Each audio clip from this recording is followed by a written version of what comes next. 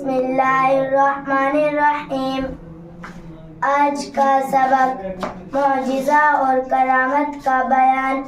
سوال نمبر 1، معجزہ کسے کہتے ہیں؟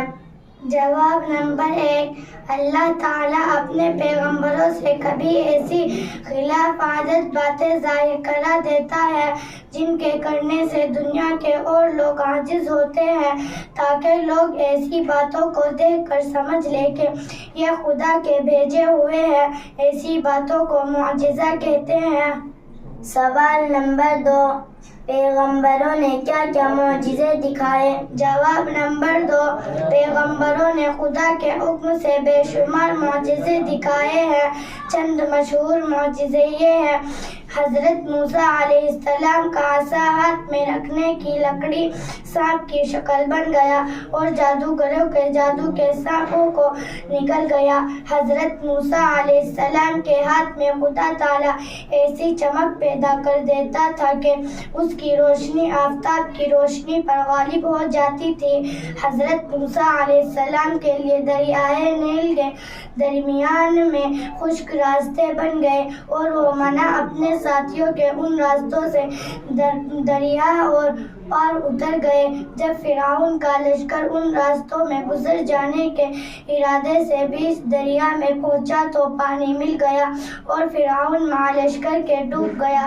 حضرت عیسیٰ علیہ السلام خدا تعالیٰ کے حکم سے مردوں کو زندہ کر دیتے تھے، یا درازات اندھوں کو بینائی دیتے تھے، کوڑیوں کو اچھا کر دیتے تھے، مٹی کی چڑیا بنا کر انہیں زندہ اڑا دیتے تھے۔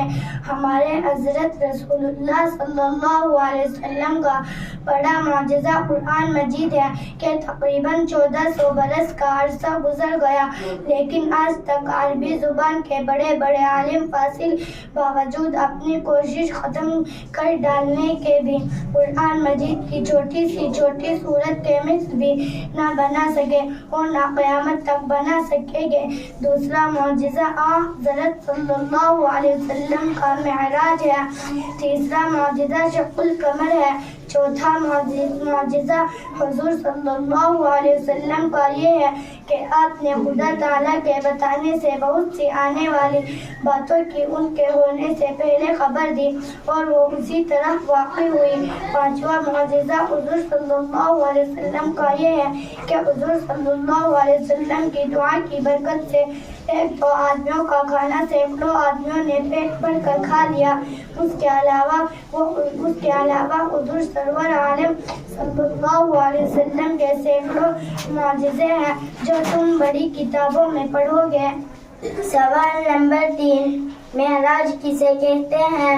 جواب نمبر 3، اللہ تعالیٰ کے حکم سے حضور انور صلی اللہ علیہ وسلم رات کو جاگتے میں براق پر سوار ہو کر مکہ معظمہ سے بیت المقدس تک اور وہاں سے 7 آسمانوں پر اور پھر جہاں تک خدا تعالیٰ کو منظور تھا وہاں تک تشریف لے گئے۔ اسی رات میں جنت اور دوزخ کی سیر کی اور پھر اپنے مقام پر واپس آ گئے۔ اسی کو معراج کہتے ہیں۔ سوال نمبر 4، شق القمر سے کیا مراد ہے؟ جواب نمبر 4، شق القمر سے مراد یہ ہے کہ ایک رات کفار مکہ نے حضور رسول انور صلی اللہ علیہ وسلم سے کہا کہ ہمیں کوئی معجزہ دکھائیے، تو حضرت صلی اللہ علیہ وسلم نے چاند کے 2 ٹکڑے کر دیے اور سب حاضرین نے دونوں ٹکڑے دیکھ لیے۔ پھر وہ دونوں ٹکڑے آپس میں مل گئے اور چاند جیسا تھا ویسا ہی ہو گیا۔ سوال نمبر 5، کرامت کسے کہتے ہیں؟ جواب نمبر 5، اللہ تعالیٰ اپنے نیک بندوں کی توفیق بڑھانے کے لیے کبھی کبھی ان کے ذریعے سے ایسی باتیں ظاہر کر دیتا ہے جو عادت کے خلاف اور مشکل ہوتی ہے کہ دوسرے لوگ نہیں کر سکتے۔ ان باتوں کو کرامات کہتے ہیں۔ نیک بندوں اور اولیاء اللہ سے کرامتوں کا ظاہر ہونا حق ہے۔ سوال نمبر 6، معجزے اور کرامت میں کیا فرق ہے؟ جواب نمبر 6، جس شخص نے پیغمبری کا دعویٰ کیا ہو اور اس سے کوئی خلاف عادت اور مشکل اور مشکل بات ظاہر ہو اسے معجزہ کہتے ہیں، اور جس نے پیغمبری کا دعویٰ نہ کیا ہو لیکن متقی پرہیزگار ہو اور اس کے تمام کام شرع شریف کے مطابق ہو، اگر اس سے کوئی ایسی بات ظاہر ہو تو اسے کرامت کہتے ہیں، اور اگر خلاف شرع اور بے دین لوگوں سے کوئی خلاف عادت بات ظاہر ہو تو اسے استدراج کہتے ہیں۔ سوال نمبر 7، کیا اولیاء اللہ سے کرامتیں ظاہر ہونا ضروری ہے؟ جواب نمبر 7، نہیں، یہ کوئی ضروری بات نہیں کہ ولی سے کوئی کرامت ضرور ظاہر ہو۔ ممکن ہے کہ کوئی شخص خدا کا دوست اور ولی ہو اور عمر بھر اس سے کوئی کرامت ظاہر نہ ہو۔ سوال نمبر 8، بعض خلاف شرع فضیلوں سے ایسی باتیں ظاہر ہوتی ہیں جو اور لوگ نہیں کر سکتے، انہیں کیا سمجھنا چاہیے؟ جواب نمبر 8، ایسے لوگوں سے جو شریعت کے خلاف کام کرے، اگر کوئی ایسی بات ظاہر ہو تو سمجھو کہ جادو یا استدراج ہے، کرامت ہرگز نہیں ہو سکتی۔ ایسے لوگوں کو ولی سمجھنا اور ان کے خلاف عادت باتوں کو کرامت سمجھنا شیطانی دھوکہ ہے۔